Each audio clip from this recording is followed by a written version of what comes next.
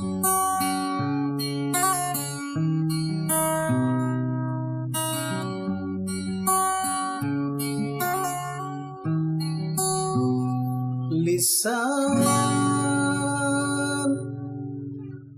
Yuk.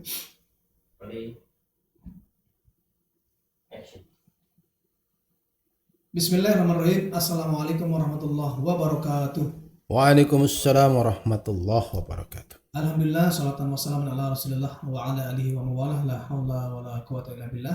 Pemirsa Sobat Lisan dimana bersaja berada, kesempatan ini Alhamdulillah lagi saya ditemani Ustaz Mukti. Assalamualaikum warahmatullahi Waalaikumsalam wabarakatuh. warahmatullahi Apa kabar Bung Dedi? Ustaz, syukur Ustaz atas waktunya. Salaman dulu, kita belum salaman dari kemarin. Gugurin dosa, Siap. banyak dosa. Ngerjain antum terus. Alhamdulillah. Gimana? Baik Ustaz, di kesempatan obrolan kita di Lisan ini kita coba ngebahas Ustaz, beberapa pendapat yang salah satunya adalah pendapat berkenaan dengan mengkritik ya atau memberikan muhasabah kepada penguasa atau istilah kita sebut sebagai ulil amri. Ada sebagian yang mengatakan bahwa mendemo ya lalu melakukan kritik terhadap ulil amri itu ada yang mengharamkannya. Bagaimana pendapat Anda? Oh, ada yang mengharamkan itu? Ada. Masya Allah. Bisa jelasin? Ya itu berbagai macam pendapat ya. Baik. Kita coba respon. Bismillahirrahmanirrahim. Assalamualaikum warahmatullahi wabarakatuh. Waalaikumsalam. Alhamdulillah Rabbil Alamin. Wa bihi nasta'inu ala umuri dunya wad din. Wa ala alihi wa sahbihi ajmain amma ba'd. Bro Dedi yang dimuliakan Allah, semoga antum diberikan barokah. Amin, Masya Allah, amin. Jadi memang akhir-akhir ini udah lagi rame ini karena ada beberapa kejadian ya. Insya Allah ada mahasiswa lagi demo, kemudian menuntut segala macam. Kemarin juga di mana? Pati ya, Kabupaten Pati ya. Ya betul. Kemudian di beberapa daerah ya terkait segala macam. Bagaimana kedudukan dalam protes, mendemo ulil amri. Gitu. Ada memang salah satu ayat yang digambarkan ati'ullaha wa ati'ur rasul wa ulil amri minkum. Tapi itu ada syarat. Ya kan? Karena apa? Ya karena di depan sudah ada Allah dan ada Rasul. Tentu ulil amri yang dimaksud adalah ulil amri yang taat pada Allah dan Rasul. Ya. Sehingga wajib ditaati itu. Apapun kondisinya gitu.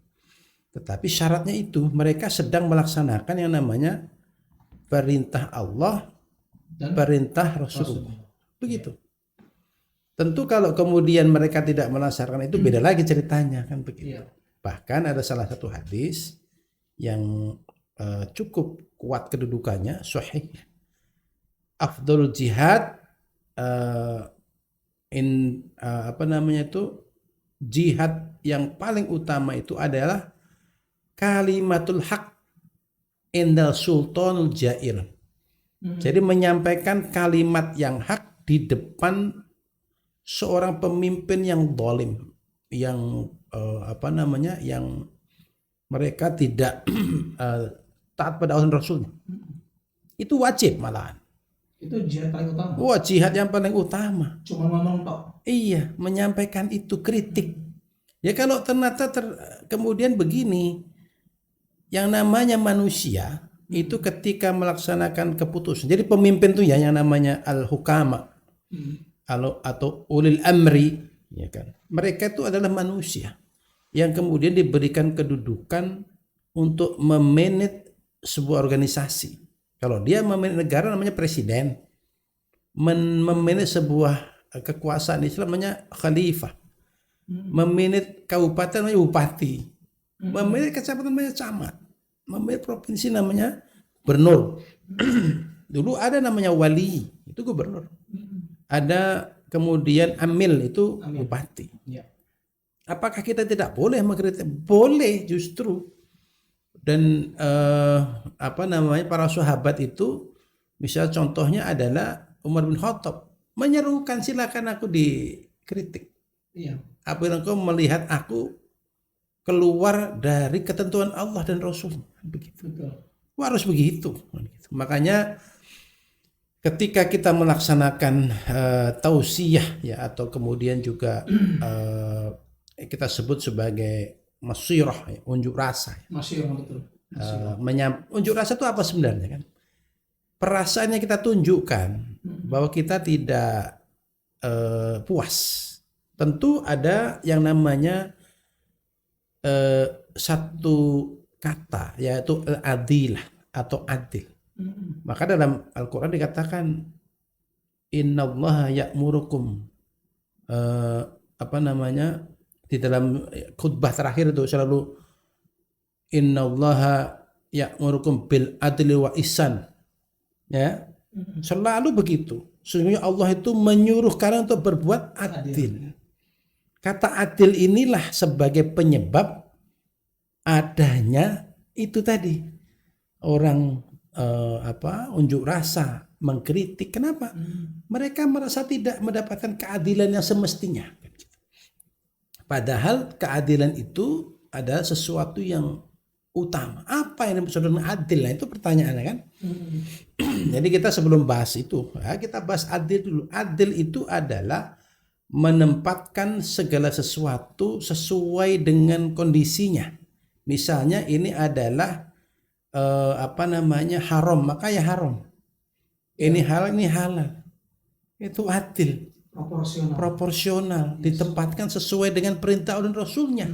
Itulah keadilan paling sempurna. Misal contoh pembagian harta.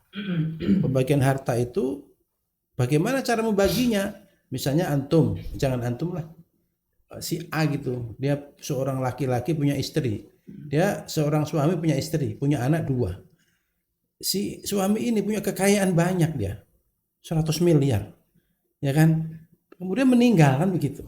Anaknya jangan 2 lah, kurang banyak, anaknya 10 kan begitu ya. Kalau dalam sistem saat ini, tentu yang disebut adil itu adalah dibagi sesuai dengan perasaan manusia. Yang laki-laki, yang perempuan bagi rata. Sementara Allah dan Rasulnya memahami khasiat manusia, maka diturunkan itu yang namanya hukum waris. Faraid, sehingga apa? Diatur si istri mendapatkan berapa, si anak laki-laki berapa, si perempuan berapa. Kenapa kok bisa begitu? Ya memang Allah memahami khasiat manusia sehingga diberikan namanya hukum faraid. Untuk apa? Untuk adil.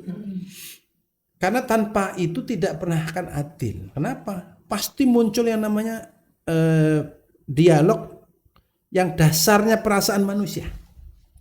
Ya kan, pasti nggak akan selesai itu. Dan inilah yang terjadi ketika kita menggunakan hukum yang dasarnya tidak dari hukum Allah dan Rasulnya. Pasti akan ada dispute of law, konflik hukum. Pendapat saya begini, pendapatmu begitu, terus saja. Nanti di level misalnya ini perkara pengadilan pidana misalnya, maka setelah diputuskan hakim akan muncul pembelaan. Kemudian setelah dibela jaksa lagi, lalu naik ke banding, lalu naik sampai diputuskan kasasi. Puncaknya itu kasasi itu di Mahkamah Agung. Maka yang terjadi adalah keadilan itu berdasarkan yang namanya siapa yang kuat akan membayar keadilan. Begitu. Sehingga kalau sudah begitu, apa perlunya kita ada demo kan gitu. Kenapa? Karena absurd semuanya. Karena tidak ada keadilan dasarnya dengan jelas gitu. Contohnya sekarang kemarin kan, apa demonya teman-teman di mahasiswa itu?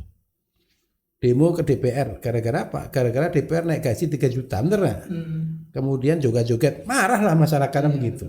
Yang satu sisi, si hukama ini, orang-orang DPR ini, mereka juga tidak menjaga perasaan masyarakat begitu. Sementara rakyat yang diwakili mahasiswa, sudah gatel kali. Momentumnya apa? Momentumnya itu. Nah itu semuanya adalah sesuatu yang sebenarnya karena diatur oleh sesuatu yang tidak jelas, maka tidak akan pernah mungkin stabil, akan begitu terus tuh. Karena keadilannya diatur, diukur, ditimbang dengan perasaan manusia. Oh, aku nggak setuju dengan kamu. Nah, dia punya pendapat juga. Akhirnya apa? Ya akan gitu terus. ketika masyarakat Iya. hukum dasarnya relatif, Ya. bukan dasar kebenaran absolut, ya kan? Sementara kebenaran absolut itu dari mana? Dari dasar agama, nggak ada yang lain. Kan begitu. Betul. Gini Ustaz, tadi saya simak bahwa mengkritik itu diperbolehkan, terutama kepada bahkan jadi wajib ya, kepada pemimpin yang zalim, dan itu menjadi kewajiban yang levelnya menjadi amaliyah jihad yang utama. Nah, tata caranya tentunya harus ada dalam Islam, Ustaz. Oh iya. Karena Betul. kita melihat kondisi demonstrasi hari ini, apalagi terakhir kemarin yang Iya. Jadi di Senayan itu iya. nggak karuan Ustaz. Ya, Anda tahu, Anda dapat kabar dari teman-teman yang ikut Iya. hadir ya, chaos. Ada salah satu pegawai di sana teman saya, kita nggak masuk akhirnya. Chaos. Ya karena memang yang Anda soroti adalah pertama aturan digunakan apa, gitu. Karena memang dua-duanya juga bukan ini ya, bukan Anda menyalahkan, tapi dua-duanya tidak memiliki sandaran hukum yang jelas. Betul. Bagaimana Islam memandang itu, kan begitu. Jadi begini, kalau kemudian kita mengungkapkan sebuah keadilan itu, bagaimana kita mengingatkan ada salah satu hadis, tentu kan sandarannya itu. Ada salah satu mengenai begini, ada dua hadis yang saya sampaikan. Ud'u ila sabili rabbika bil hikmah wal mau'idatil hasanah wajadilhum billati hiya ahsan. Serulah, nasihatilah kepada jalan Allah ya dengan cara hikmah. Hikmah itu bagaimana sih? Hikmah itu memberikan teladan, memberikan sesuatu yang agar orang itu mengikuti kita, itu hikmah. Lalu yang kedua, mau'idhah hasanah, nasihat yang baik.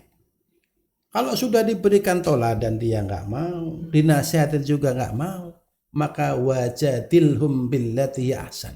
Berjidallah, berargumenlah dengan cara yang baik. Masing-masing memberikan referensi dong, kan gitu. Padahal tadi hadis yang mengatakan afdalul jihad ya, jihad yang utama itu kalimatul haq inda sultanul jair, itu sultan berarti dia masih Islam, dia sih menggunakan hukum Allah dan Rasulnya. Berarti ini derajatnya masih bagus. Itu pun kita wajib menasihati mereka, apalagi yang di bawah itu gitu. Jadi yang disebut ulil amri, atiullaha wa atiur rasul wa amri minkum, tuh amri minkumnya itu orang yang penguasa yang masih taat pada Allah dan Rasulnya. Ketika dia suatu saat melaksanakan aktivitas pemerintahannya, pelaksanaan negaranya itu keluar dari ketentuan Allah dan Rasulnya, nah itulah yang kita kritisi gitu. Nah kalau sekarang kan udah jauh, malah wajib kita. Jangan diam. Kenapa? Itu bagian dari tadi. Man ra'a minkum munkaran falyughayyirhu biyadi. Kalau kamu lihat kemungkaran, ubah. Dengan apa? Dengan tangan kita. Macam-macam itu implikasinya. Betul. Ada yang mengatakan tangan itu adalah yadun, kekuasaan, kemampuan kita merubah. Kalau dia punya masa, rubahlah dengan kemampuan kita. Fa illam yastati fa bilisani, kalau nggak mampu ya cukup dengan lisan. Sekarang ini kita pakai lisan. Anak-anak nggak mampu merubah misalnya keputusan tentang undang-undang pengelolaan sumber daya alam yang menyerahkan kepada asing misalnya sekian persen. Mana bisa kita? Betul. Nggak mampu. Maka kita hanya bisa melaksanakan namanya apa? Kemampuan lisan. Ya. Fal yughayyiru bi fa illam yastati fa bi lisani wa illam yastati fa bi qalbi wa dzalika adhaful iman. Jadi ada derajatnya. Kalau sebagai seorang yang memiliki kuasa itu berarti ada punya jabatan, punya senjata, punya kemampuan rubah dengan tangan kekuasaan itu. Kalau ada yang punya teritorial, misalnya dia seorang gubernur yang di wilayah itu didapati bahwa pendapatan asli daerahnya itu dari prostitusi. dari penjualan barang-barang terlarang, Subhanallah. dari pabrik-pabrik miras. Iya. Wah, anak pernah suatu saat malam-malam tuh datang tuh ini apa di waktu itu di daerah Jawa Barat di salah satu kabupaten Kota Madiun. Heboh itu. Mereka bertanya kepada kita, ini gimana Tat? Ini ada pabrik miras, kita mau gerebek ternyata dia punya izin usaha. Iya, resmi ya. Maka pihak yang berwenang nggak bisa Ya. karena bertabrakan dengan kepentingan yang namanya pendapatan hasil daerah. Iya. Apa yang dilakukan? Ya, akhirnya para ulama, para ustadz yang maju, Turun tangan. mereka di belakang kan kita kan begitu. Nah ini yang sebenarnya betul-betul tidak boleh. Maka harus ada segolongan umat yang menyeru kepada kebaikan. Ya kan? Kalau enggak bagaimana kita? Negerimu dibawa kepada bengkok terus kan begitu. Betul. Harus ada yang mengingatkan, dan mengingatkan itu tadi ada tahapan, Ya. mau itu hasanah, tahapan hikmah, tahapan jadilhum billati ahsan. Maka kalau ada demo kemudian merusak, tentu itu salah. Betul. Kenapa salah? Itu aset negara. Pintu lampu merah dirubuhin, Rusak. pagar dihancurin, ya kan? Apa yang mau disampaikan? Sudah pasti kayak gitu itu langkah yang salah. Iya. Karena tidak boleh zalim tentu. Wong Rasulullah itu urusan perang saja itu diatur oleh Islam. Apalagi urusan masyirah. Ya harus sebaik-baik mungkin. Iya. Tidak boleh begini, tidak boleh begini. Ada beberapa yang mendikatakan misalnya gini, kita menghantam seseorang karena kebijakannya, jangan personalnya, kan begitu. Iya. Itu kebijakannya. Tapi pada saat nanti suatu saat gitu ya, orang ini juga sudah bebal gitu ya. Ya mungkin sudah dibolehkan kita